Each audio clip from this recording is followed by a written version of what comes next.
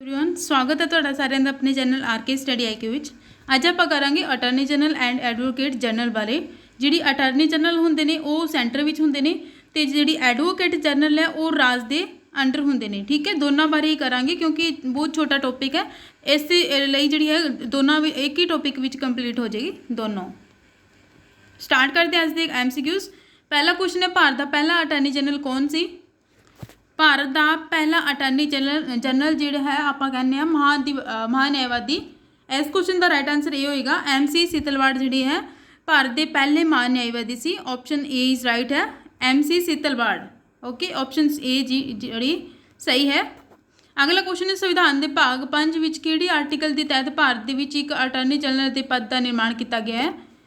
महाधिवक्ता के जी बारे किहड़ी आर्टिकल में दिता गया है कि एक जिहड़ा भारत का या फिर सेंटर का एक महाधिवक्ता होगा, सॉरी महाधिवक्ता नहीं, महान्यायवादी होगा। इस क्वेश्चन का राइट आंसर सी होएगा, ऑप्शन सी आर्टिकल 76। 76 आर्टिकल में क्या गया है कि जिहड़ी है आर्टिकल के तहत भारत में एक अटारनी जनरल होएगा 76 के आर्टिकल के तहत। ओके, अगला क्वेश्चन है, भारत के किहड़े अधिकारी नूं राज के राज खेत्र के किसी भी हाई कोर्ट में सुनवाई करने का अधिकार है? भारत दे, ठीक है। Option A attorney general, keg, peg, public account committee, उपरोक्त सारे। इस क्वेश्चन का राइट आंसर यही होएगा attorney general. Option A is right है। अटारनी जनरल जिहड़ी है किसी भी हाई कोर्ट में, किसी भी सुप्रीम कोर्ट में कित्थे भी सुनवाई कर सकता है। ठीक है, जिहड़ी है सेंटर नूं रिप्रजेंट कर सकता है। ठीक, ऑप्शन ए इज राइट होएगा। अगला क्वेश्चन है, अटारनी जनरल किस दे सामने अपना पद धारण करता है? किस दे सामने अपनी जिहड़ी शपथ लैंदा है, पद धारण करता है? ऑप्शन जिहड़ी है ऑप्शन सी इज राइट होएगी, राष्ट्रपति दे प्रेजिडेंट के सामने जिहड़ी है पद धारण करता है अपना। Okay, option C is right है। ये जिहड़ी अटारनी जनरल है ये राष्ट्रपति दे प्रसाद परंत मीनस pleasure on during the pleasure on राष्ट्रपति। ठीक है, खुशी पर निर्भर करता है राष्ट्रपति दे कि किन्ने साल इन्हां दा कार्यकाल होवेगा या नहीं। अगला क्वेश्चन है, अटारनी जनरल नियुक्त करने के लिए उसकी विच किहड़ी योग्यता होनी चाहिए है? ऑप्शन ए भारत का नागरिक होवे, एक जां वध हाई कोर्ट विच 5 साल तक जज होना चाहिए है, या फिर एक तो वध जिहड़ी हाई कोर्ट विच 10 साल तक एडवोकेट रहा होवे। जिहड़ी है ऑप्शन डी इज राइट होएगी, उपरोक्त सारे। ये जिहड़ी योग्यता होनी चाहिए है, या फिर 5 साल तक जज रहा होवे, या फिर 10 साल तक जी एडवोकेट रहा होए ते भारत का नागरिक होवे। ठीक है, option G D is right होएगी। अगला क्वेश्चन है, हेठ लिखे विचों किस नूं संसद नूं संबोधित करने का अधिकार प्राप्त है? संसद नूं संबोधित करने का अधिकार प्राप्त है, एड्रैस करने का अधिकार प्राप्त है। ऑप्शन ए इज राइट है, अटारनी जनरल नूं इन्हां विचों पूछिया अटारनी जनरल नूं जिहड़ी है अधिकार प्राप्त है। ठीक है, एड्रैस करने का। अगला क्वेश्चन है, भारत सरकार नूं कानूनी विषय ते कौन सलाह दिंदा है? भारत सरकार नूं कानूनी विषय ते कौन सलाह दिंदा है? ये जो क्वेश्चन है मोस्ट इंपोर्टेंट क्वेश्चन है। इस तरह ही जो एग्जाम से आता है हर बार, हरेक क्वेश्चन जी एग्जाम होंदा है उस देखने को मिलता है कि कानूनी विषय ते कौन सलाह दिंदा है भारत सरकार नूं। ऑप्शन जी ए इज राइट होएगा, अटारनी जनरल, महान्यायवादी। अगला क्वेश्चन है, भारत का सोलिसिटर जनरल हुंदा है? भारत का सोलिसिटर जनरल हुंदा है, ऑप्शन जी बी इज राइट होएगी, एक न्यायिक सलाहकार हुंदा है सोलिसिटर जनरल। ठीक है, जिहड़ी महान्यायवादी हुंदा है उस जिहड़ी थल्ले 2 सोलिसिटर जनरल हुंदे ने, 2 सोलिसिटर जनरल, एक एडिशनल हुंदा है ते एक परमानेंट हुंदा है। ठीक है, एडिशनल हुंदा एक ते 2 सोलिसिटर जनरल हुंदे ने किस दे वास्ते? जिहड़ी कानूनी सलाह वास्ते, महान्यायवादी नूं जिहड़ी कोई राय देनी होवे उस वास्ते कानूनी सलाह कर लई जिहड़ी है भारत का सोलिसिटर जनरल हुंदा है। ठीक है, इस ते जिहड़ी सोलिसिटर जनरल हाल जिहड़ी वर्तमान विच कौन है ये भी आप देख लें। जिहड़ी सोलिसिटर जनरल है वो तुषार मेहता है सेंटर में। ठीक है, सोलिसिटर जनरल है जिहड़ी फर्स्ट जिहड़ी है ने तुषार मेहता, तुषार मेहता। ते जिहड़ी है एडिशनल ने वो है SP राजू, SP राजू जिहड़ी ये ने एडिशनल। ठीक है, तो ये तुषार मेहता जिहड़ी है एडिशनल सोलिसिटर जनरल ने सेंटर के। समझ आ गया होगा, एक न्यायिक सलाहकार है, महान्यायवादी के थल्ले होंदे ने दोनों। अगला क्वेश्चन है, हेठ लिखिया विचों किस नूं किसी संसद के दोनों सदनों में बोलण कार्रवाई करन विच शामिल होने और किसी संसद कमेटी के मैंबर होने का अधिकार है परंतु वोट देने का अधिकार नहीं है? उसनूं संसद में शामिल होने का अधिकार है, बोलने का भी अधिकार है, कार्रवाई ਵਿੱਚ शामिल हो सकता है किसी भी सदन ਵਿੱਚ, किसी भी हाई कोर्ट ਵਿੱਚ, ਤੇ ਉਸਨੂੰ ਜਿਹੜੀ ਵੋਟਿੰਗ ਕਰਨ ਦਾ ਅਧਿਕਾਰ ਨਹੀਂ ਹੈ। ਕਿਸ ਨੂੰ ਨਹੀਂ ਹੈ? ਐਡਵੋਕੇਟ ਜਨਰਲ ਨੂੰ। ਆਪਸ਼ਨ ਬੀ ਇਜ਼ ਰਾਈਟ ਹੋਏਗੀ। ਐਡਵੋਕੇਟ ਜਨਰਲ ਨੂੰ ਜਿਹੜੀ ਹੈ ਅਧਿਕਾਰ ਨਹੀਂ ਹੈ ਵੋਟਿੰਗ ਕਰਨ ਦਾ। ਓਕੇ, ਅਗਲਾ ਕੁਐਸਚਨ ਹੈ ਭਾਰਤ ਦੇ ਪਹਿਲੇ ਵਿਧੀ ਅਧਿਕਾਰੀ ਦੇ ਰੂਪ ਵਿੱਚ ਕੌਣ ਜਾਣਿਆ ਜਾਂਦਾ ਹੈ? ਵਿਧੀ ਅਧਿਕਾਰੀ ਤੋਂ ਕੁਐਸਚਨ ਵਿੱਚ ਆ ਜੇ ਵਿਧੀ ਅਧਿਕਾਰੀ, ਉਸ ਦਾ ਤੁਸੀਂ ਭਾਰਤ ਦਾ ਪੁੱਛੇ ਤਾਂ ਮਹਾਨਿਆਵਾਦੀ ਲਗਾਉਣਾ ਹੈ ਅਟਾਰਨੀ ਜਨਰਲ, ਤੇ ਜੇ ਰਾਜ ਦਾ ਵਿਧੀ ਅਧਿਕਾਰੀ ਪੁੱਛੇ ਤਾਂ ਐਡਵੋਕੇਟ ਜਨਰਲ ਲਗਾਉਣਾ। ਇਸ ਦੇ ਕੁਐਸਚਨ ਦਾ ਰਾਈਟ ਆਂਸਰ ਸੀ ਹੋਏਗਾ advocate general, sorry attorney general. ਅਗਲਾ ਕੁਐਸਚਨ ਹੈ ਕੌਣ ਸੰਸਦ ਦੇ ਕਿਸੇ ਸਦਨ ਦਾ ਮੈਂਬਰ ਨਾ ਹੋਣ ਤੇ ਵੀ ਸੰਸਦ ਦੇ ਸਦਨ ਵਿੱਚ ਭਾਗ ਲੈਂਦਾ ਹੈ? ਸਾਰਿਆਂ ਨੂੰ ਪਤਾ ਹੀ ਹੋਏਗਾ attorney general. Option C is right ਹੈ। ਅਗਲਾ ਕੁਐਸਚਨ ਹੈ ਭਾਰਤ ਦਾ ਅਟਾਰਨੀ ਜਨਰਲ ਕਿਸ ਦਾ ਵਿਧੀ ਸਲਾਹਕਾਰ ਹੁੰਦਾ ਹੈ? ਭਾਰਤ ਦਾ ਜਿਹੜਾ ਅਟਾਰਨੀ ਜਨਰਲ ਹੁੰਦਾ ਹੈ ਉਹ ਕਿਸ ਦਾ ਵਿਧੀ ਸਲਾਹਕਾਰ ਹੁੰਦਾ ਹੈ? ਆਪਸ਼ਨ ਜਿਹੜੀ ਹੈ ਬੀ ਇਜ਼ ਰਾਈਟ ਹੋਏਗੀ, ਭਾਰਤ ਸਰਕਾਰ ਦਾ ਅਟਾਰਨੀ ਜਨਰਲ ਸਲਾਹਕਾਰ ਹੁੰਦਾ ਹੈ। ਅਗਲਾ ਕੁਐਸਚਨ ਹੈ ਭਾਰਤ ਦੇ ਅਟਾਰਨੀ ਜਨਰਲ ਨੂੰ ਨਿਯੁਕਤੀ ਕੌਣ ਕਰਦਾ ਹੈ?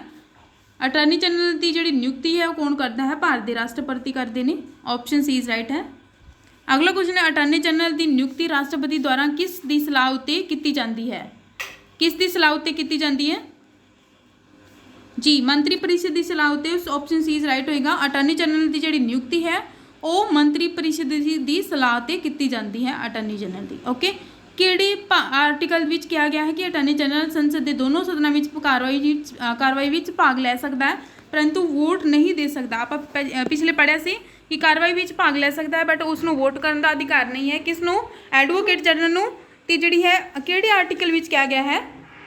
ਇਸ ਕੁਐਸਚਨ ਦਾ ਰਾਈਟ ਆਂਸਰ ਹੋਏਗਾ ਆਪਸ਼ਨ ਡੀ 88। ਆਰਟੀਕਲ 88 ਦੇ ਤਹਿਤ ਕਿਹਾ ਗਿਆ ਹੈ ਕਿ ਉਸ ਨੂੰ ਜਿਹੜੀ ਵੋਟਿੰਗ ਕਰਨ ਦਾ ਅਧਿਕਾਰ ਨਹੀਂ ਹੈ ਬਟ ਕਿਹੜੀ ਵੀ ਕਿਸੇ ਵੀ ਸੰਸਦ ਵਿੱਚ ਬੈਠਕ ਵਿੱਚ ਭਾਗ ਲੈਣ ਦਾ ਅਧਿਕਾਰ ਹੈ। 88 ਆਰਟੀਕਲ ਤੁਸੀਂ ਯਾਦ ਰੱਖਣਾ ਹੈ। ਇਸ ਅਟਾਰਨੀ ਜਨਰਲ ਦਾ ਜਿਹੜਾ ਆਰਟੀਕਲ ਹੈ ਉਹ ਇੱਕ ਤਾਂ ਹੈ 88 ਆਰਟੀਕਲ ਜਿਸ ਵਿੱਚ ਵੋਟਿੰਗ ਕਰਨ ਦਾ ਅਧਿਕਾਰ ਨਹੀਂ ਹੈ, ਸੰਸਦ ਵਿੱਚ ਬੈਠਕ ਦਾ ਅਧਿਕਾਰ ਹੈ।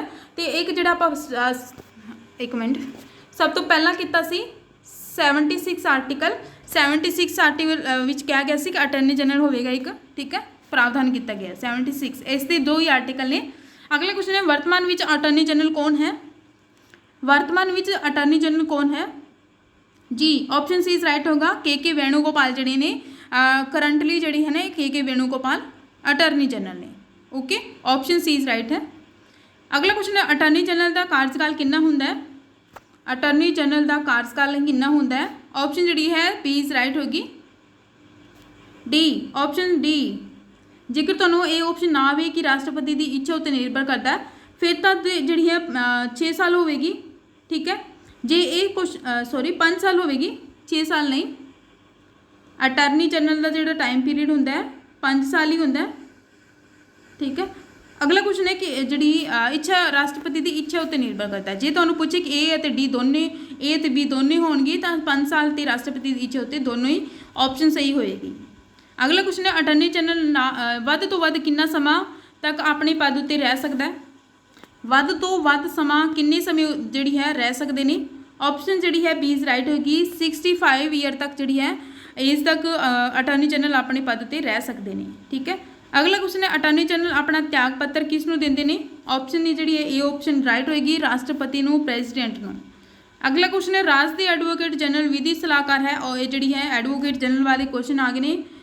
अटॉर्नी जनरल वाले जी क्वेश्चन आपे कंप्लीट हो गए हैं। यह क्वेश्चन है एडवोकेट जनरल विधि सलाहकार होंदा है किसका? राज्य सरकार का। हुण आपां स्टेट बारे पढ़ांगे। अगला क्वेश्चन है किहड़ी आर्टिकल के तहत एडवोकेट जनरल का प्रावधान किया गया है? एडवोकेट जनरल का प्रावधान किया गया है किहड़े article? Option D is right होगा 165 के तहत जी है एडवोकेट जनरल बारे प्रावधान किया गया, आर्टिकल 165। अगला क्वेश्चन है वर्तमान में पंजाब के एडवोकेट जनरल कौन हैं? इस क्वेश्चन का राइट आंसर बी होएगा विनोद गई जी हुणे बने ने जी पहला जी सी 10 दिन पहले जी अनमोल सिंह रतन सी ते इन्हां दे जी उपर अटैक होया सी तां करके जिन्हें इन्हां ने त्याग पत्र दे दिता है, अस्तीफा दे दिता ते विनोद गई नूं जी है हुणे जी है एडवोकेट जनरल बनाया गया पंजाब का, विनोद गई। ऑप्शन जी है बी इज राइट है। अगला क्वेश्चन है एडवोकेट जनरल का कार्यकाल कितना होंदा है? एडवोकेट जनरल का कार्यकाल कितना होंदा है? ऑप्शन डी इज राइट होगा 5 साल या फिर 62 साल। सेंटर विच होंदा है 65 ईयर ते जिहड़ी है स्टेट विच होंदा है 62 ईयर ते 5 साल तक ही होंदा है। ऑप्शन जी है डी इज राइट होएगी। ऑप्शन सी दी है 6 साल नहीं होएगा, जिन्नी तक सरकार होंदी है उन्नी तक जिहड़ी है टाइम पीरियड होंदा एडवोकेट जनरल ते अटारनी जनरल का। ठीक है, ऑप्शन जिहड़ी है डी इज राइट होएगी। अगला क्वेश्चन है राज दे एडवोकेट जनरल की नियुक्ति कौन करता है? राज दे एडवोकेट जनरल की नियुक्ति कौन करता है? इस क्वेश्चन का राइट आंसर बी होएगा, राज्यपाल गवर्नर जिहड़े ने एडवोकेट जनरल की नियुक्ति करते हैं। ये सारा कुछ जी सेंटर में राष्ट्रपति करते सी, ये जी स्टेट में जी सारा काम गवर्नर करेंगे। अगला क्वेश्चन एडवोकेट जनरल किस के सामने अपना पद धारण करता है? ऑप्शन बी इज राइट है, गवर्नर के सामने। ठीक है, एडवोकेट जनरल नूं उसके पद तो कौन हटा सकता है? उसके पद तो कौन हटा सकता है? ऑप्शन बी राइट है, राज्यपाल गवर्नर जिहड़े ने उसके पद तो हटा सकते हैं। अगला क्वेश्चन है राज दे किस अधिकारी नूं किसी हाईकोर्ट में सुनवाई करने का अधिकार प्राप्त है? किसी भी हाईकोर्ट में जिहड़ी है सुनवाई करने का अधिकार प्राप्त है किसनूं? एडवोकेट जनरल नूं। ठीक है, स्टेट विच पूछे तुहानूं राज दे एडवोकेट जनरल जिहड़ा राइट आंसर होएगा। अगला क्वेश्चन है संविधान के किहड़े भाग विच एडवोकेट जनरल बारे दिता गया है? किहड़े भाग विच दिता गया है? ऑप्शन डी इज राइट है, जिहड़ी स्टेट बारे जिहड़ा कोई भी दिता गया है स्टेट बारे वो पार्ट 6 विच ही दिता गया है। ठीक है, जे तुहानूं सेंटर बारे पूछे तो जिहड़ी पार्ट 5 विच दिता होएगा। अगला क्वेश्चन एडवोकेट जनरल अपना त्याग पत्र किसनूं दिंदे ने? जिहड़ी है पता ही होएगा, सेंटर जिहड़ी है ऑप्शन सी इज राइट है, राज्यपाल गवर्नर नूं दिंदे ने। नियुक्ति भी आई करते हैं गवर्नर, त्याग पत्र भी इस नूं दिंदे ने ते जिहड़ी है पद दा जिहड़ी है शपथ लेंदे ने इस दे सामने गवर्नर दे सामने ही लेंदे ने। अगला क्वेश्चन है एडवोकेट जनरल नियुक्त किए जाने लई किहड़ी योग्यता होनी चाहिए है? ऑप्शन ए है भारत का नागरिक तो होए, या फिर घੱਟ ਤੋਂ घੱਟ 10 साल तक न्यायिक पद ते जिहड़ी है पद धारण किया होवे, या फिर राज्यपाल की राय विच विधि का ज्ञानी होए। ये जिहड़ी है ऑप्शन सी है, ये स्टेट जिहड़ी सेंटर ते भी अटर्नी जनरल ते भी लागू होंदी है। ठीक है, उपरोक्त सारे जिहड़ी ऑप्शन सही होएगी। ठीक है, ये सी जी अज दी क्वेश्चनस जिहड़े आपां कंप्लीट कीते हैं। एक जिहड़ी आर्टिकल रह गया सी, आर्टिकल जिहड़ा आपां कीता सी सॉरी 88 आर्टिकल किया सी किस दे बारे? अटर्नी जनरल बारे 88 आर्टिकल किया सी किस दे वास्ते? वो किया सी आपां कि जिहड़ा भाग लै सकदा है संसद के किसी भी जिहड़ी है भाग लै सकदा है, तां जिहड़ी स्टेट दा आर्टिकल है स्टेट बारे आर्टिकल दिता है एडवोकेट जनरल बारे 177। ठीक है, 177 ते जिहड़ी एक आपां आर्टिकल किया सी 165। ये दो आर्टिकल एडवोकेट जनरल दे ने ते जिहड़ी है अटारनी जनरल दे आर्टिकल आपां कीते सी 76 एंड 88। ठीक है, ये 4 ही आर्टिकल ने तुहानूं जिहड़ी याद करने ने। ओके, अज का सैशन इन्ना ही। वीडियो तुहानूं किवें लगी लाइक एंड जिहड़ी कमेंट करके जरूर दस्सिया करो। ओके, अज का सैशन इन्ना ही। कल आपां करांगे नवा टॉपिक केक बारे। Okay, thank you so much for watching this video.